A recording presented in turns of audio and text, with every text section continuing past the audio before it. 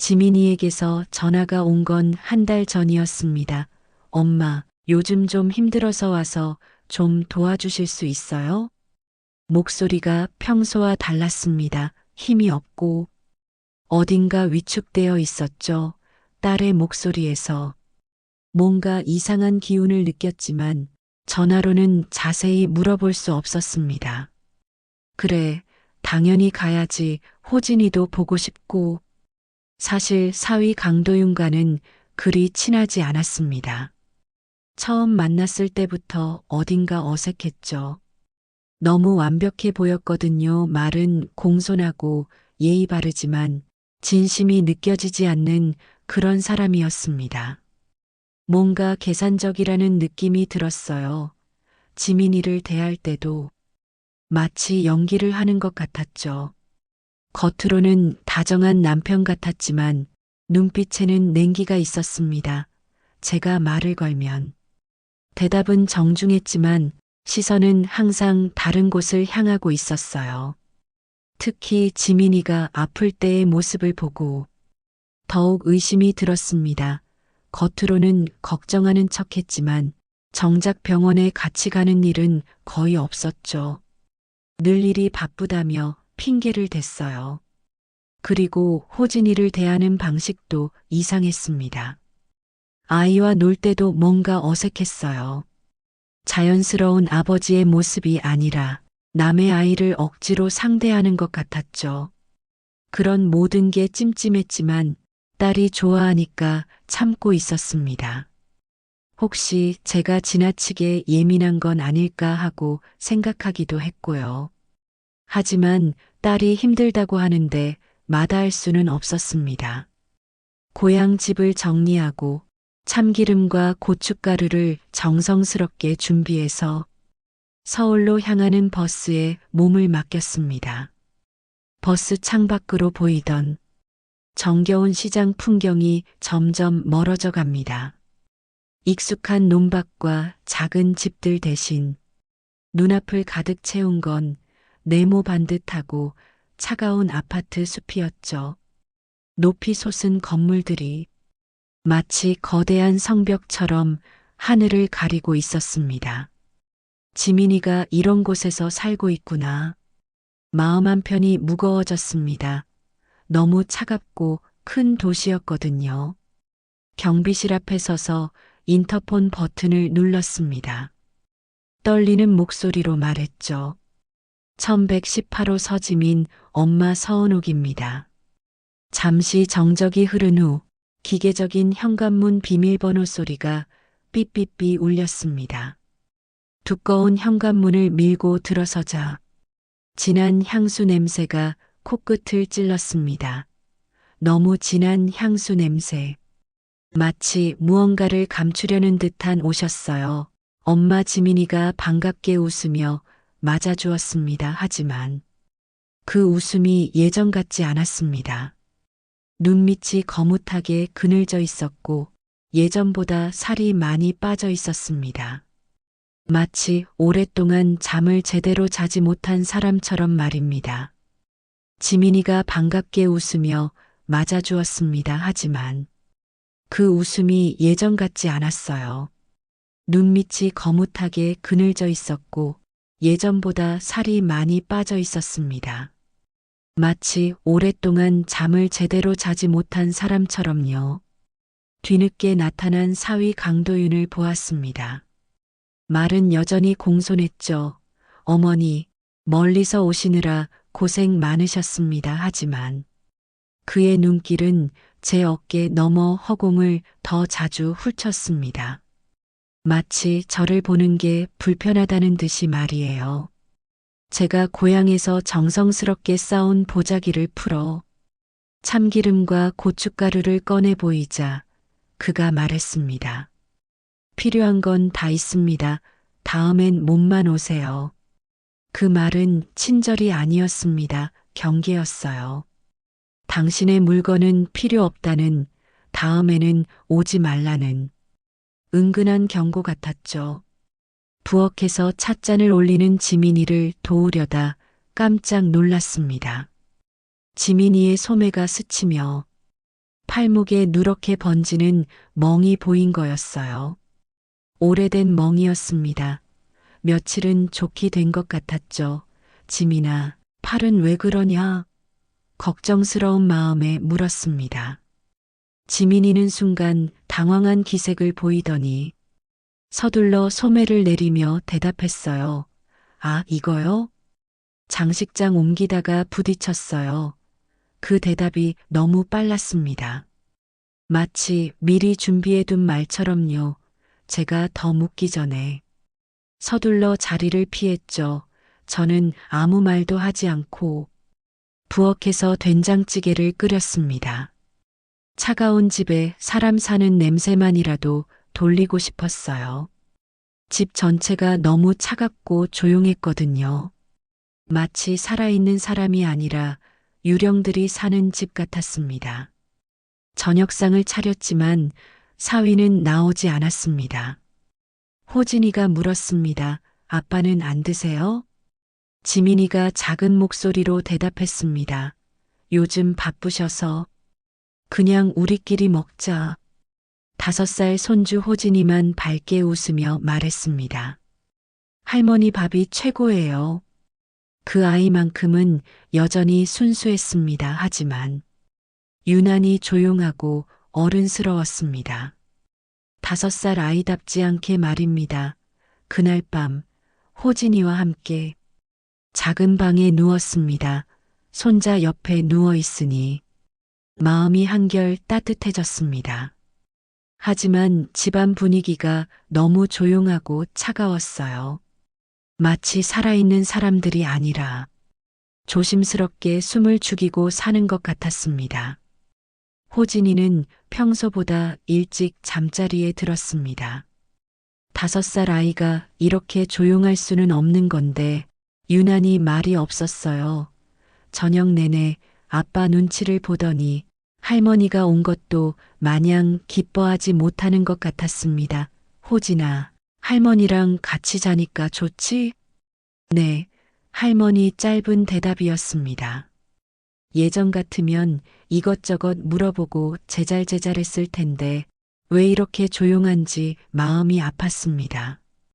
아이가 깊은 잠에 빠지기를 기다렸는데 한밤중쯤 갑자기 뒤척이더니 잠꼬대를 했습니다. 처음에는 알아들을 수 없는 중얼거림이었어요. 그런데 점점 또렷해졌습니다.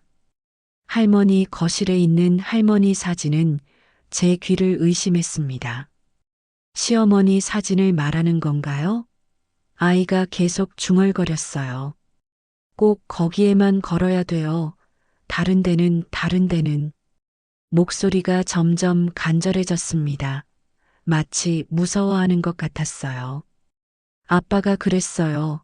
다른 데는 절대 안 된다고. 절대로. 그 순간 등줄기를 타고 서늘한 기운이 흘렀습니다. 왜 하필 그 자리여야 할까요? 거실벽에 걸린 사돈어른 사진. 그냥 추모의 의미일 뿐이라고 생각했는데 왜 절대 다른 곳에 걸면 안 되는 걸까요? 더 이상한 건 아이의 표정이었습니다. 잠든 얼굴인데도 미간이 찌푸려져 있었어요. 마치 무서운 꿈을 꾸는 것처럼요. 아빠 무서워요. 색깔을 까먹으면 색깔. 무슨 색깔을 말하는 걸까요? 복도에서 발소리가 들렸습니다. 사위가 들어오는 소리였어요. 시계를 보니 새벽 2시가 넘어 있었습니다. 왜 이렇게 늦게 들어오는 걸까요? 술 냄새가 문틈으로 스며들었습니다. 그리고 곧이어 거실에서 전화 통화하는 목소리가 들렸어요. 낮에 보던 공손하고 차분한 목소리가 아니었습니다. 거칠고 다급한 완전히 다른 사람의 목소리였어요. 이 시간에 누구랑 통화를 하는 거지? 조용히 문을 열고 복도로 나가려다가 멈췄습니다. 호진이가 깨면 안 되었거든요. 하지만 목소리는 계속 들렸습니다. 그렇게 하면 안 돼. 시간이 없다고. 무슨 내용인지는 정확히 들리지 않았지만 분명히 평범한 통화는 아니었습니다. 목소리에 절박함과 두려움이 섞여 있었어요. 머릿속에 퍼즐 조각들이 떠다녔습니다. 지민이 팔목의 멍, 차가운 집 분위기, 사위의 경계하는 눈빛, 호진이의 이상한 잠꼬대, 그리고 지금 새벽 통화까지 뭔가 이상했습니다. 하지만 아직 정확히 무엇인지는 알 수 없었어요. 새벽까지 잠이 오지 않았습니다. 옆에서 자는 호진이를 보며 생각에 잠겼어요. 이 아이가 왜 이렇게 무서워하는 걸까? 색깔이 뭘까? 그리고 사진 위치가 왜 그렇게 중요한 걸까? 뭔가 큰 비밀이 이 집에 숨겨져 있다는 확신이 들었습니다. 다음 날 아침 사위는 태블릿만 보며 형식적으로 인사했습니다. 장모님, 어젯밤 잘 주무셨습니까? 진심 없는 물음이었어요. 제 대답은 기다리지도 않고 곧바로 나가버렸습니다. 지민이가 장을 보러 나간 사이 호진이와 둘만 있게 되었어요. 아이에게 조심스럽게 물어보았습니다.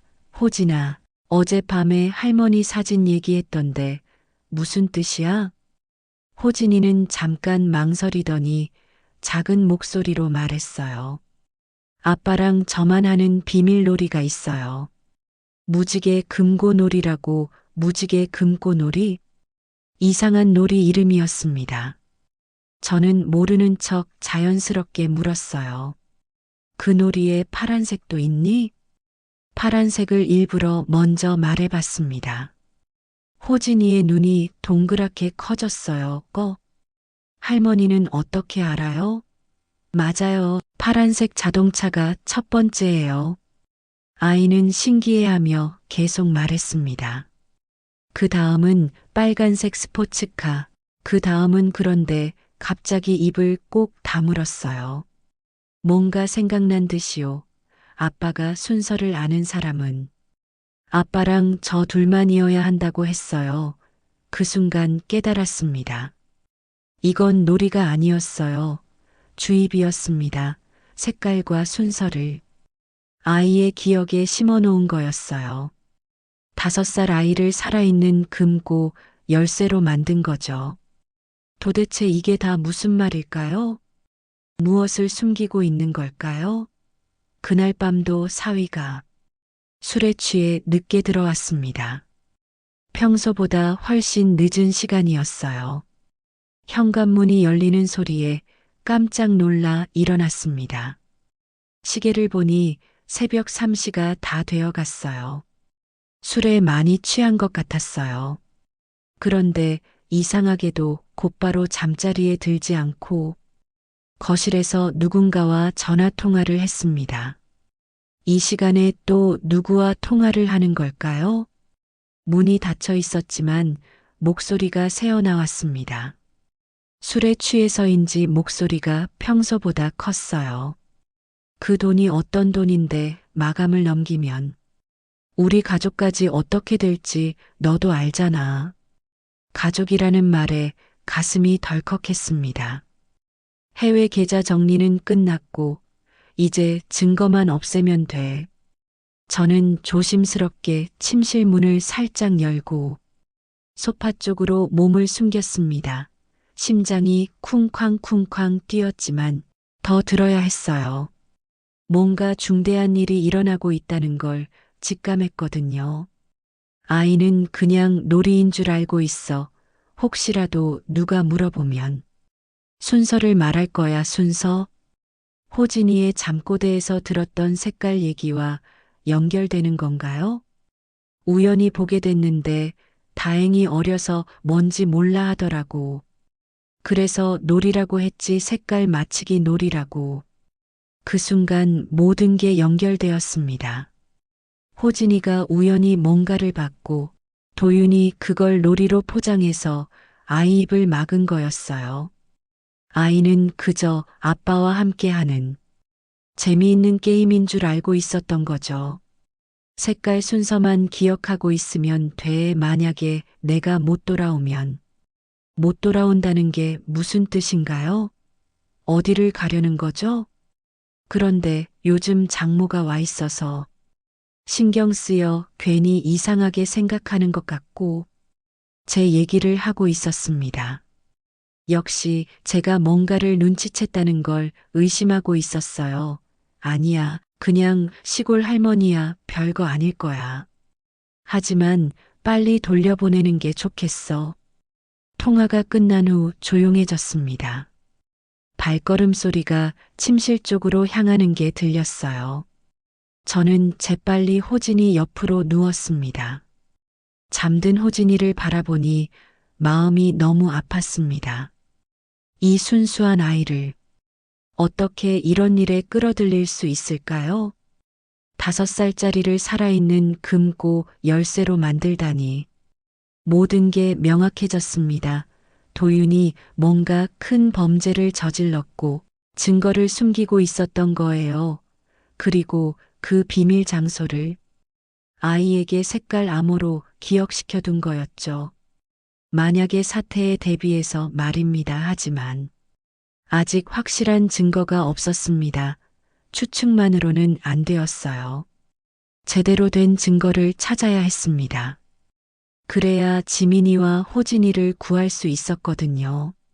새벽이 밝아올 때까지 잠들 수 없었습니다. 머릿속에는 온통 어떻게 해야 할지에 대한 생각뿐이었어요. 이 집에 숨겨진 비밀을 반드시 찾아내야 했습니다. 오장 집안에 숨겨진 비밀들 기회는 다음 날 낮에 왔습니다. 지민이와 호진이가 유치원 상담 때문에 나간 사이였어요. 엄마, 이 시간 정도면 돌아올게요. 집에서 쉬고 계세요. 지민이가 말했지만 저는 쉴 마음이 없었습니다. 어젯밤 들은 통화 내용이 머릿속에서 맴돌았거든요. 이번이 유일한 기회였어요. 현관문이 닫히는 소리를 확인하고 나서 저는 조심스럽게 거실로 갔습니다. 벽에 걸린 시어머니. 액자를 자세히 살펴보았어요. 평범해 보이는 액자였지만 호진이의 잠꼬대가 계속 떠올랐습니다. 일부러 청소를 하는 척하면서 액자 근처를 닦다가 실수로 액자를 떨어뜨렸습니다. 어머, 이런 큰 소리를 내며 혼잣말을 했어요. 혹시 누가 듣고 있을지도 모르니까요. 액자의 프레임이 살짝 찌그러지면서 뒤쪽 벽지 일부가 벗겨졌어요. 그런데 이상한 게 보였습니다. 벽지 밑으로 금속성 광택이 비쳤거든요. 빛을 비스듬히 받자 머리카락처럼 가는 긁힌 자국들이 보였습니다. 정사각형 모양으로 선이 그어져 있었어요. 손끝으로 조심스럽게 더듬어 보니 벽이 아니라 문의 이음매 같은 감촉이었습니다. 여기 정말 금고가 있구나. 가슴이 두근거렸습니다. 호진이의 말이 사실이었던 거예요.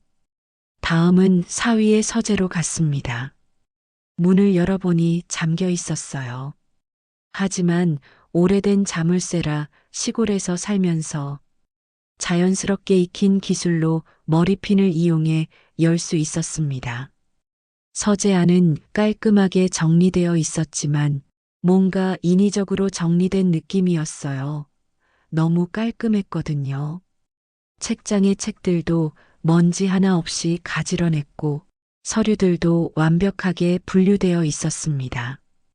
구석에 파쇄기가 있었습니다.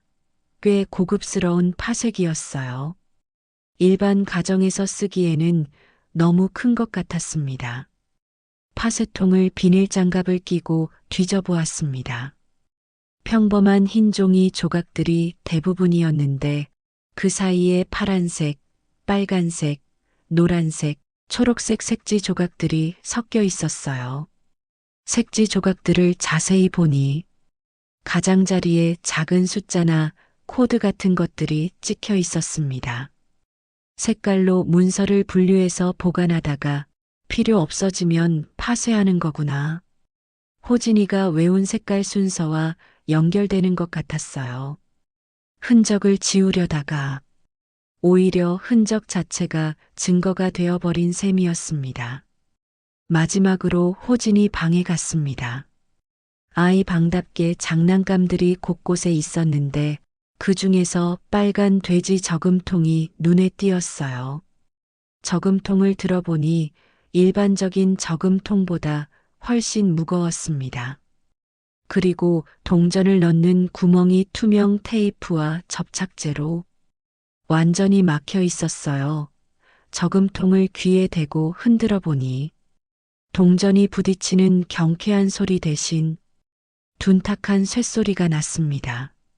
뭔가 네모난 물건이 들어있는 것 같았어요. 이건 돈을 모으는 저금통이 아니라 뭔가를 숨겨둔 보관함이야 하지만 함부로 건드릴 수는 없었습니다. 아이 물건을 부수면 의심받을 위험이 있었거든요. 시간도 얼마 남지 않았어요. 지민이와 호진이가 곧 돌아올 시간이었습니다. 서둘러 모든 걸 원상태로 돌려놓고 액자만 일부러 거실 테이블 위에 올려두었어요. 실수로 떨어뜨렸다가 다시 걸려고 했는데 고리가 부러져서 못 걸었다는 핑계를 댈 생각이었습니다. 현관에서 열쇠 소리가 들렸습니다. 저는 서둘러 부엌으로 가서 자연스럽게 설거지를 하는 척했어요. 하지만 마음속은 온통 방금 발견한 것들로 가득했습니다. 금고, 색깔로 분류된 파쇄 문서들, 그리고 이상한 저금통 모든 게 연결되고 있었어요. 6장 위험한 의심 현관에서 문이 열리는 소리가 들렸습니다. 지민이와 호진이가 돌아온 거였어요. 저는 서둘러 청소도구를 정리하고 부엌으로 갔습니다. 엄마 다녀왔어요. 상담 잘 끝났어요. 지민이가 들어오며 인사했습니다. 하지만 표정이 어두워 보였어요. 뭔가 좋지 않은 이야기를 들은 것 같았습니다. 호진이 어때? 괜찮대요. 다만 너무 조용하다고 하네요. 또래 아이들보다 말수가 적다고. 역시 선생님도 눈치챈 거였군요. 호진이의 이상한 행동을요. 저녁 시간이 되자 도윤이 들어왔습니다. 평소와 다름없이 정중하게 인사했지만 거실의 액자를 보는 순간 표정이 미묘하게 변했어요. 어머니, 액자가 왜 여기에 있나요? 목소리는 차분했지만 뭔가 날카로운 느낌이 들었습니다. 아, 미안해. 청소하다가 실수로 떨어뜨렸는데 고리가 부러져서. 일부러 당황한 척하며 변명했어요. 다치지는 않으셨죠? 겉으로는 걱정하는 말이었지만 눈빛이 제게서 액자에서 벽으로 계속 움직였어요. 뭔가를 확인하고 있는 것 같았습니다. 저녁상을 차렸지만 분위기가 어색했어요. 도윤이 평소보다 말이 없었고 지민이도 긴장한 기색이 역력했습니다. 식사가 끝난 후 도윤이 저를 따로 불렀어요. 장모님, 죄송하지만 제 물건에 다른 사람의 손이 닿는 걸 별로 좋아하지 않습니다. 정중한 말투였지만 분명한 경고였어요. 특히 서재 같은 개인적인 공간은 더욱 그렇고요. 양해 부탁드립니다. 그가 서재 문 손잡이를 만지작거리며 말했습니다. 혹시 제가 들어간 걸 눈치챈 걸까요? 아니면 단순히 의심하는 걸까요? 물론이지 알겠어. 아무렇지 않은 척 대답했지만 등에서 식은땀이 났습니다. 그날 밤 도윤이 또 늦게 들어왔어요. 이번에는 술 냄새는 없었지만 전화 통화를 더 오래 했습니다. 목소리도 더 조급해 보였고요. 벽에 귀를 대고 들어보려 했지만 이번에는 목소리를 낮춰서 잘 들리지 않았어요. 다만 시간이 없다, 위험하다, 빨리 처리해야 한다 같은 단어들만 간간히 들렸습니다. 다음 날 저는 조심스럽게 지민이에게 말을 꺼내보았습니다. 둘만 있을 때를 노렸어요. 지민아, 어젯밤에 호진이가 또 잠꼬대를 하더라. 할머니 사진 밑에 파란색이 어쩌고. 지민이의 얼굴이 순간 굳어졌습니다. 젓가락을 든 손도 살짝 떨렸어요. 엄마, 애들 말이 다 그렇죠. 뭐 별거 아닐 거예요. 떨리는 목소리였어요. 시선을 피하며 서둘러 설거지를 시작했습니다. 그런데 무슨 색깔 순서 같은 걸 자꾸 중얼거리더라고. 혹시 엄마, 지민이가 갑자기 큰 소리를 냈어요. 그리고는 황급히 목소리를 낮췄습니다. 그런 얘기는 그냥 하지 마세요. 아무것도 아니에요. 하지만 눈빛에는 두려움이 가득했어요. 뭔가를 알고 있지만 말할 수 없다는 표정이었습니다. 그때 현관문이 열리는 소리가 들렸어요. 출근했어야 할 도윤이 돌아온 거였습니다. 지민이가 화들짝 놀라며 입술에 손가락을 갖다 댔어요. 조용히 하라는 신호였습니다. 여보, 왜 이렇게 일찍 와요? 지민이가 억지로 밝은 목소리로 물었어요. 서류를 깜빡했어. 곧 다시 나갈 거야. 도윤이가 대답했지만 제 쪽을 힐끔 보는 시선이 느껴졌어요. 혹시 우리 대화를 들었을까요? 서재에 들어가서 뭔가를 가져오더니 나가면서 다시 한번 저를 바라봤어요. 의미심장한 시선이었습니다. 그 순간 확신했어요. 도윤이 저를 완전히 의심하고 있다는 걸. 그리고 지민이도 뭔가를 알고 있지만 말할 수 없는 상황이라는 걸요. 상황이 점점 위험해지고 있었습니다. 참을 수 없었습니다. 더 이상 가만히 있을 수 없었어요. 지민이의 두려움에 찬 눈빛, 호진이의 악몽, 그리고 도윤의 의심스러운 시선. 모든 게 한계에 다다랐습니다. 사흘 후 도윤이 출장을 간다며 집을 비운 사이 저는 지민이를 거실 소파에 앉혔습니다. 호진이는 낮잠을 자고 있었어요. 지민아, 엄마가 며칠 동안 본 걸 다 말해줄게. 지민이가 불안한 표정으로 저를 바라봤어요. 엄마, 무슨 들어봐. 내 남편이 뭔가 큰일을 저질렀어. 저는 차근차근 설명했습니다. 호진이의 잠꼬대, 거실벽 뒤에 금고, 서재에서 발견한 색깔별, 파쇄 문서들, 그리고 호진이 방에 이상한 저금통까지. 그리고 밤마다 이상한 전화를 해 해외 계좌 얘기, 증거인멸 얘기. 지민아, 이건 단순한 일이 아니야. 지민이는 처음에는 고개를 저었어요. 엄마, 그건 호진이를 색깔 암호놀이로 이용하고 있어. 5살 아이를 살아있는 금고 열쇠로 만들었다고. 목소리가 점점 커졌어요. 분노가 치밀어 올랐거든요. 지민이의 얼굴이 점점 하얘졌습니다. 손이 덜덜 떨리더니 결국 고개를 푹 숙였어요. 엄마, 저도 작은 목소리가 흘러나왔습니다. 저도 알고 있었어요. 눈물이 주르륵 흘렀어요. 언제부터? 작년부터요.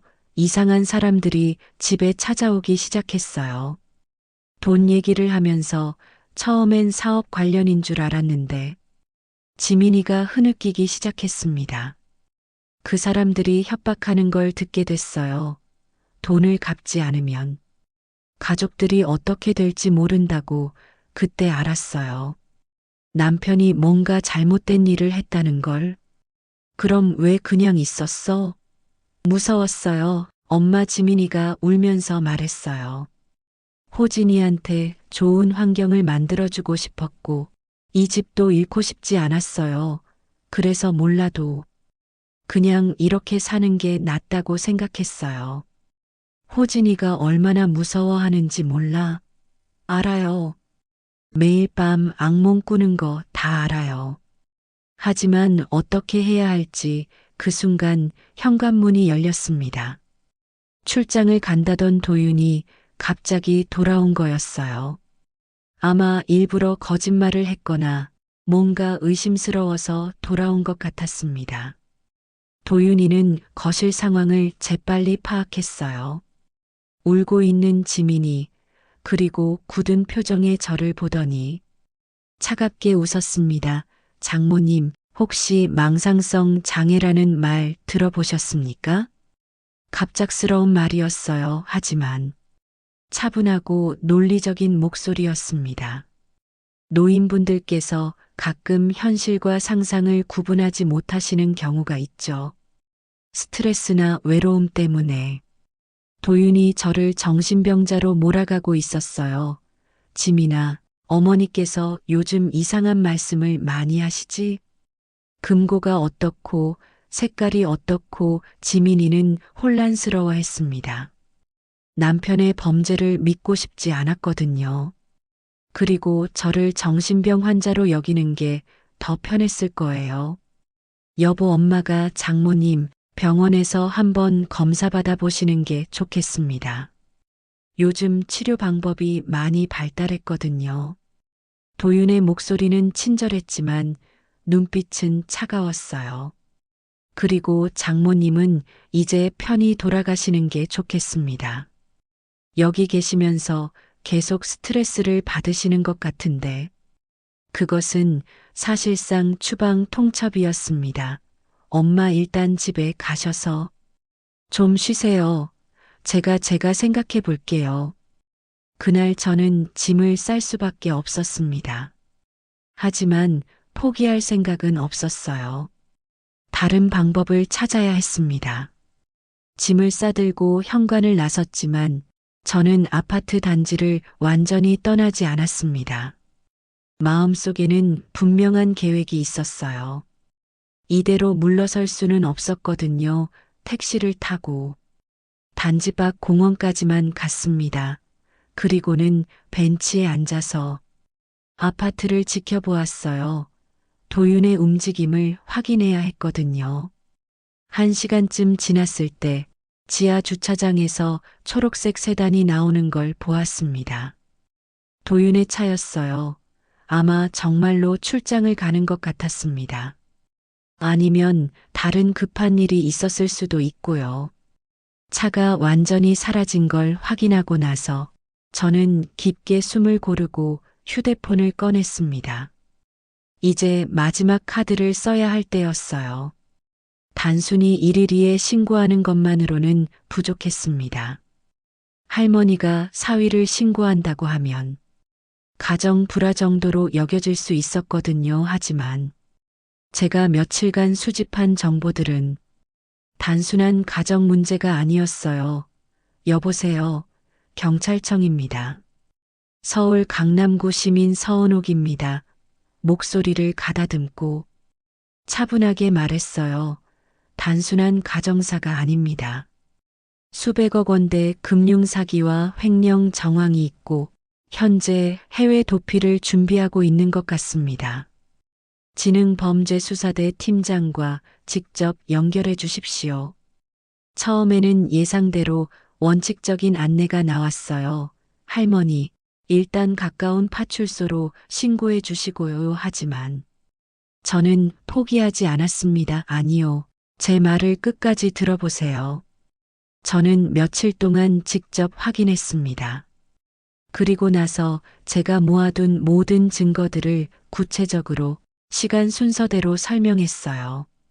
거실벽 뒤에 숨겨진 금고의 정확한 위치, 5살 아이가 외우고 있는 색깔 순서 마이너스 파란색, 빨간색, 노란색, 초록색, 서재에서 발견한 색깔별로 분류된 파쇄 문서 조각들, 아이 방에 있는 저금통 안에 숨겨진 의심스러운 물건들. 목소리에 확신을 담아 계속 말했어요. 그리고 밤마다 들은 통화 내용입니다. 해외 계좌 정리, 증거인멸, 가족 위협 등. 이 모든 게 우연의 일치일 수는 없습니다. 담당자의 목소리가 점점 진지해졌어요. 할머니, 지금 말씀하신 내용들을 좀 더 자세히. 그리고 현재 용의자는 출장이라는 핑계로 집을 비운 상태입니다. 만약 정말로 도피를 준비 중이라면 시간이 많지 않을 수도 있어요. 30분 후 박철민 지능범죄수사대 팀장이 직접 전화를 받았습니다. 서은옥 할머니시죠? 지금까지 아시는 모든 것을 처음부터 시간대별로 차근차근 말씀해 주십시오. 저는 30분 넘게 끊지 않고 모든 걸 털어놓았어요. 처음 딸에게서 온 이상한 전화부터 시작해서 집에 도착했을 때의 위화감, 호진이의 잠꼬대, 도윤의 새벽 통화, 집안에서 발견한 증거들, 그리고 오늘 있었던 일까지 팀장은 중간에 끊지 않고 끝까지 들었습니다. 가끔 그렇군요 하며 맞장구를 쳤어요. 할머니, 정말 대단하십니다. 전문 수사관도 놓칠 수 있는 걸 다 캐치하셨네요. 그럼 믿어주시는 건가요? 네, 할머니께서 말씀하신 정황들이 너무 구체적이고 일관성이 있습니다. 지금 즉시 긴급 내사에 착수하겠습니다. 가슴이 뛰었어요. 드디어 누군가 제 말을 믿어주는 거였어요. 영장 청구와 출국 금지 요청도 병행하겠습니다. 할머니, 지금 저희가 모시러 가겠습니다. 위치를 말씀해 주세요. 20분 후 검은색 승용차 2대가 공원 앞에 섰습니다. 박 팀장이 직접 나와서 저를 맞았어요. 할머니, 고생 많으셨습니다. 이제 저희가 처리하겠습니다. 저는 수사팀 차량에 탔고 다시 그 아파트로 돌아갔습니다. 이번에는 혼자가 아니었어요.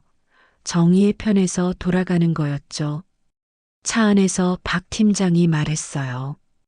할머니 덕분에 큰 사건을 해결할 수 있을 것 같습니다. 정말 감사합니다. 사실 저희도 강도윤에 대해 이미 내사를 진행 중이었습니다. 네. 뜻밖의 말이었어요. 3개월 전부터 대규모 펀드 사기 사건을 수사하고 있었는데 강도윤이 핵심 용의자 중 한 명이었습니다. 하지만 결정적인 증거가 부족했어요. 팀장이 태블릿을 보여줬습니다. 도윤의 사진과 함께 수사 자료들이 가득했어요. 피해자만 1000명이 넘고 피해액이 300억 원을 초과합니다.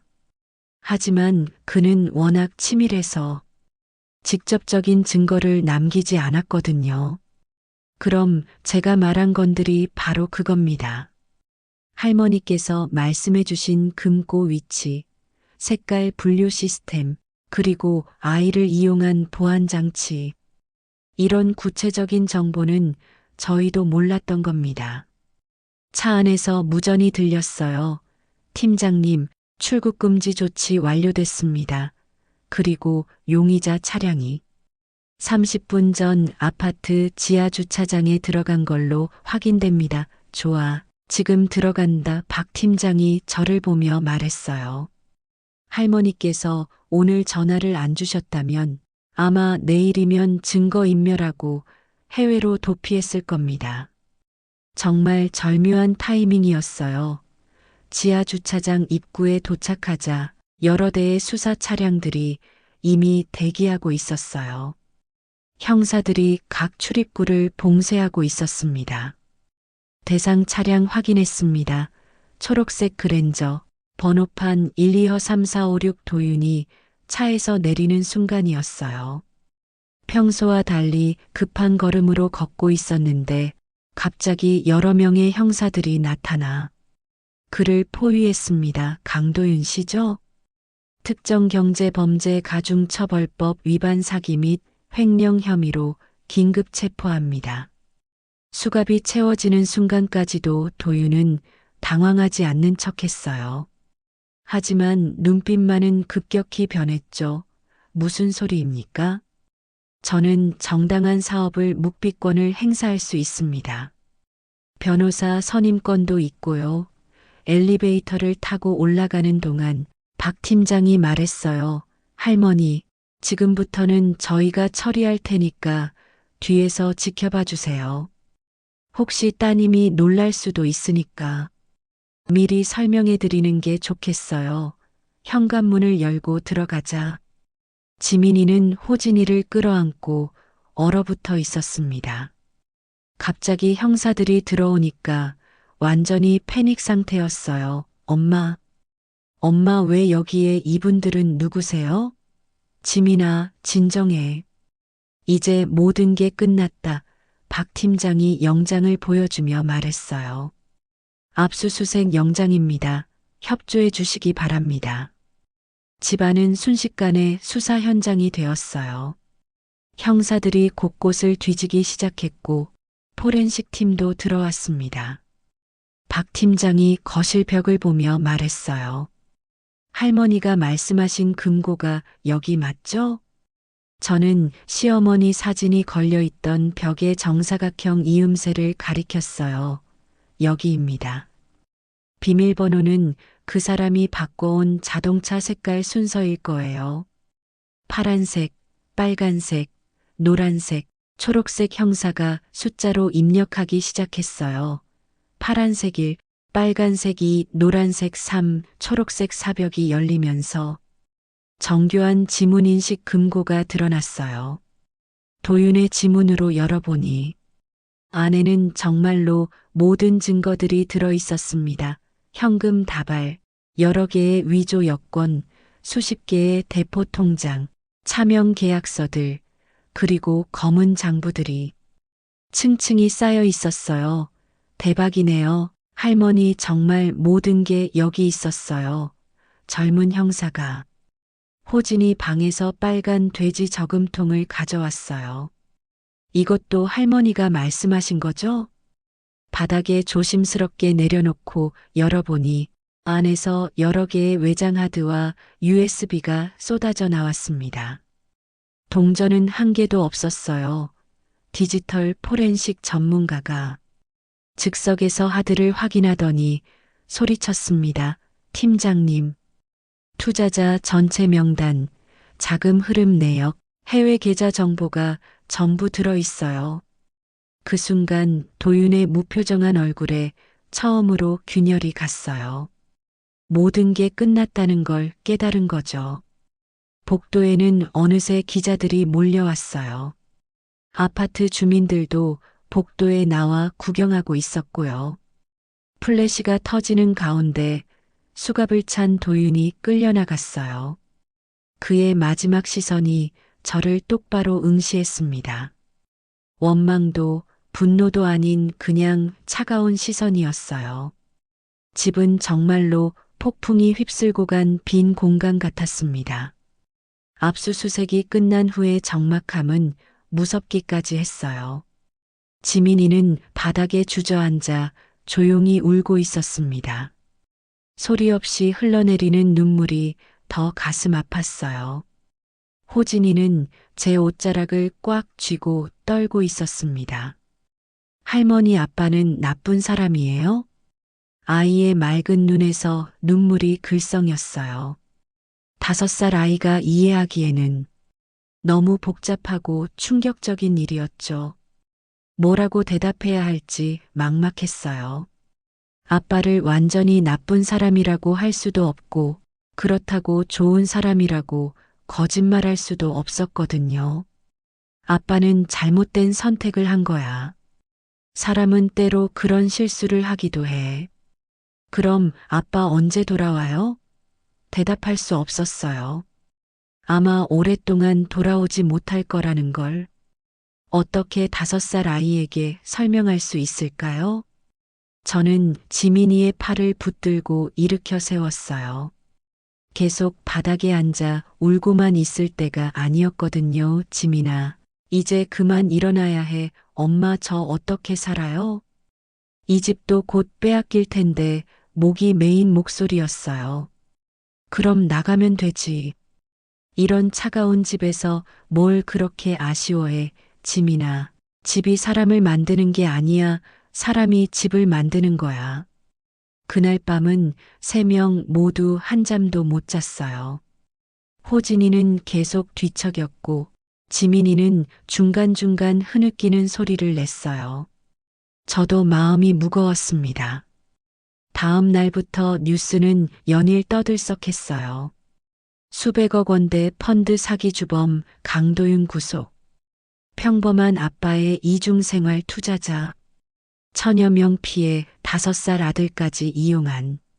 치밀한 범죄 TV를 틀 때마다 도윤의 얼굴이 나왔어요. 지민이는 그때마다 재빨리 채널을 돌렸지만 호진이는 가만히 화면을 바라보곤 했습니다. 저 아저씨가 우리 아빠예요? 뉴스에서는 도윤을 용의자라고 부르고 모자이크 처리를 했지만 아이는 알아봤나 봐요. 일주일 후 법원에서 연락이 왔어요. 강도윤의 모든 재산이 동결되고 피해 배상을 위해 경매에 넘어간다는 내용이었습니다. 이 집도 한 달 안에 나가야 한다고 했어요. 엄마, 정말 나가야 해요? 지민이가 막막한 표정으로 물었어요. 그럼 어쩌겠니? 이 집은 애초에 우리 것이 아니었잖아. 그럼 어디로 가요?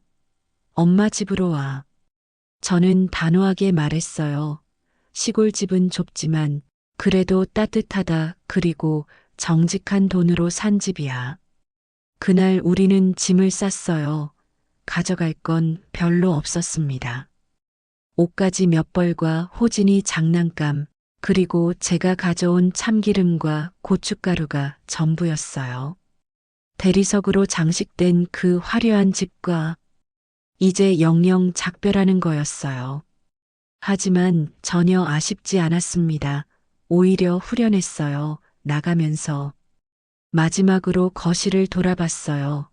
시어머니 사진이 걸려 있던 그 벽은 이제 구멍이 뚫려 있었습니다.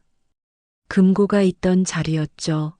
저는 지민이와 호진이를 제가 살던 낡은 빌라로 데려왔습니다. 좁고 오래된 집이었지만 햇살이 잘 들었어요. 부엌에서는 된장 냄새가 났습니다. 사람이 살고 있는 진짜 집 냄새였죠. 지민이는 며칠을 방에 틀어박혀 울기만 했어요. 저는 밥을 조용히 문 앞에 놓아두었고 밤에는 등을 쓸어주었습니다. 아무 말도 하지 않았어요. 그냥 곁에 있어 주었죠. 일주일쯤 지났을 때 지민이가 문을 열고 제 앞에 무릎을 꿇었습니다. 엄마, 저 이제 어떻게 살아요? 목이 메인 목소리였어요. 저는 지민이를 일으켜 세우고 말했습니다. 사는 거다. 도망치지 않고 아는 것부터 다 털어놓고 갚을 건 갚고 살아가는 거야. 엄마가 옆에 있잖니. 그날부터 지민이는 변했습니다. 변호사를 찾아가서 자진해서 모든 걸 털어놓았어요. 남편의 범죄에 대해 알고 있던 것들, 의심했지만 모른 척했던 것들까지 전부 말했습니다. 피해자들에게도 직접 사과 편지를 보냈어요.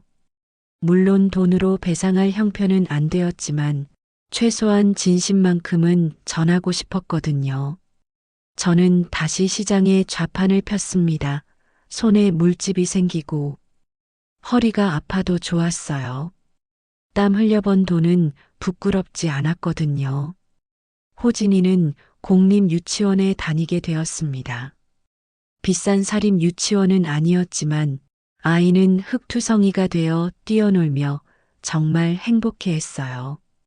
예전처럼 조심스럽게 눈치를 보지 않고 5살 아이다운 천진함을 되찾았습니다. 몇 달 후 TV에서 도윤의 형량 소식이 나왔습니다. 강도윤, 추가 범죄 사실 드러나. 징역 15년 확정. 지민이는 무표정으로 리모컨을 들고 채널을 돌렸습니다. 그 얼굴에는 이제 분노도 미련도 남아있지 않았습니다. 시간이 더 흐르면서 사건은 사람들 입에서 서서히 사라져갔어요. 하지만 우리 세 사람의 일상은 오히려 더 단단해졌습니다. 호진이는 더 이상 악몽을 꾸지 않았어요. 잠꼬대 속에서 나오던 색깔 암호도 완전히 사라졌습니다. 대신 친구들과 놀았던 즐거운 이야기를 중얼거렸죠. 그런 평범한 잠꼬대가 얼마나 소중한지 모릅니다. 지민이는 동네 작은 카페에서 일하기 시작했습니다. 처음에는 서투르고 힘들어했지만 점점 자신감을 되찾았어요. 밤에 퇴근해서 돌아오면 제 어깨에 머리를 기대고 하루 있었던 일들을 조용히 얘기했습니다. 호진이도 많이 달라졌습니다. 어느 날 갑자기 제게 와서 말했거든요. 할머니, 저 이제 비밀 안 지킬 거예요. 비밀은 나쁜 거예요. 아이 나름대로 많은 걸 깨달은 거였죠. 그래. 호진아 가족끼리는 비밀이 없는 게 좋지. 지민이의 변화가 가장 눈에 띄었어요. 카페 매니저가 된 후에는 더욱 자신감을 보였습니다. 엄마, 저 작은 카페라도 창업해보고 싶어요. 그 꿈을 이루기까지 시간이 걸렸지만 지민이는 포기하지 않았어요. 결국 햇살 카페라는 작은 카페를 열었습니다. 이제 그 사건이 일어난 지 3년이 지났습니다. 호진이는 초등학교 2학년이 되었고 지민이는 햇살 카페를 성공적으로 운영하고 있어요. 가끔 사람들이 물어봅니다. 그때 어떻게 그런 용기가 나셨어요? 저는 이렇게 대답해요. 용기라기보다는 그냥 할머니 마음이었어요. 손자가 위험에 빠져 있는데 가만히 있을 수는 없잖아요. 그리고 깨달았습니다. 행복이란 게 거창한 게 아니라 사랑하는 사람들과 함께 밥을 먹고 소소한 이야기를 나누는 것이구나 하고요. 대리석으로 만든 차가운 성은 무너졌지만 우리는 햇살이 따뜻하게 들어오는 진짜 집을 찾았습니다. 그리고 그 집에서 진짜 가족이 되었어요. 이제 저는 확신합니다. 나이가 들어도 학벌이 없어도 돈이 없어도 상관없다는 걸요. 진실을 외면하지 않는 용기와 가족을 지키려는 마음만 있다면 누구든지 영웅이 될 수 있다는 것을요. 그리고 무엇보다 사랑은 진실에서 시작된다는 것을 배웠습니다. 호진이가 잠든 얼굴을 보면서 다짐해요. 이 아이만큼은 진실하고 따뜻한 사랑 속에서 키우겠다고요. 그것이 한 할머니가 손자에게 줄 수 있는 가장 큰 선물이라고 생각합니다.